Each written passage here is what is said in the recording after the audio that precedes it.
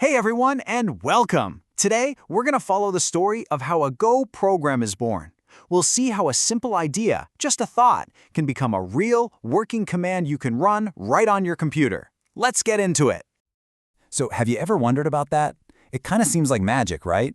But it's actually this really fascinating journey of creation. We're going to follow that journey together, step by step, from the initial idea all the way to a finished, tested app. Ready to see how the magic happens? You know, every great project, whether it's a skyscraper or a piece of software, starts with a solid plan, a blueprint. In Go, that means getting our code organized right from the start. This is what keeps our project from turning into a mess as it gets bigger. So the first and biggest piece of that blueprint is called a module. Just think of it as the main container for your entire project. It's the whole shebang. And what makes it official is this one special file called go.mod. Okay, so if the module is our big container, what's inside? Packages. A package is like a specialized toolkit. It's just a folder of code where all the files are working together to do one specific job, like, say, handling text or talking to the internet. So let's just make that crystal clear. If the module is the entire house, a package is a room in that house, like the kitchen or the workshop. The module holds the master plan, that's the go.mod file, while each package has the actual tools, the Go files, that get the work done. All right, our blueprint is ready. Now it's time for the really cool part. We're about to bring our program to life with its very first line of code.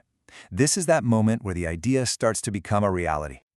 And the path from nothing to a running program is actually just 4 simple steps. First, we initialize the project. Then we write a little code. After that, we compile it into an actual application. And finally, we run it. It's a really clean, logical process. And this is it. This is the command that kicks the whole thing off. When we run go.mod init with our project's name, we create that super important go.mod file. This is us telling Go, hey, pay attention, a new project lives here now. Ah, the classic. Here it is, the iconic first line of code. This one little instruction is the entire heart of our new program. We're using a package called FMT and telling it to do one thing: print the words "Hello World" for us to see. And just like that, it's alive. After we run go install and then type our new command, hello, this is what pops up on the screen. Our code, our idea, is now a real program that can actually speak. It's such an awesome feeling. So our program is born, which is great, but it doesn't know much yet. It's time to send it to school. We're going to teach it some new skills by importing packages. Some we'll write ourselves, and some we'll borrow from the amazing Go community. Let's start by being the teacher. We're going to create a brand new package right inside our own project. We'll call it More Strings, and its whole purpose in life will be to learn a neat little trick with text. And check it out. This is the result of our little training session.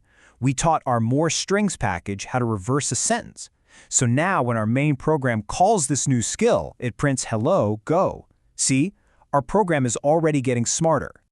But here's the thing, we don't have to teach it everything ourselves. We can bring in experts from the outside.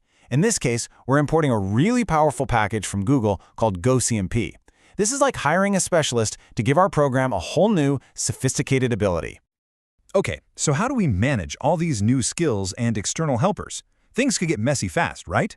Well, Go has this one magic command that acts like an automated project manager, keeping everything neat and organized. This command, go.mod tidy, is basically your project's personal librarian. It scans your code, sees what packages you need, goes out and fetches any that are missing, and then cleans up any old ones you're not using anymore. It keeps your project's dependencies perfectly up to date automatically. So our program can do some cool stuff now, but can we trust it? Does it work correctly every time? Before we can send it out into the world, it needs to pass its final exam. In Go, we call this testing, and it's a huge part of building quality software. Now, one of the things that is so great about Go's approach to this is how simple it is. To test your code, you just create a new file in the exact same directory. You just give it the same name and add _test.go to the end. The test literally lives right next door to the code it's checking. The relationship here is super straightforward. The reverse.go file has the actual reverse runes function. That's the skill. And right beside it, reverse test.go has the test reverse runes function. That's the exam that proves the skill actually works the way we think it does. And how do you run the big exam? It could not be simpler. You just go to that directory and type go test. That's it. Go finds all the test files and runs every single test it finds. And this is the result we're hoping for. A single, beautiful word. Pass. It means our reverse runs function did its job perfectly. Our code is correct, it's reliable, and it's ready to go. It's such a great moment of success. And there we have it. We've taken a program from just an idea to a fully functioning, fully tested application.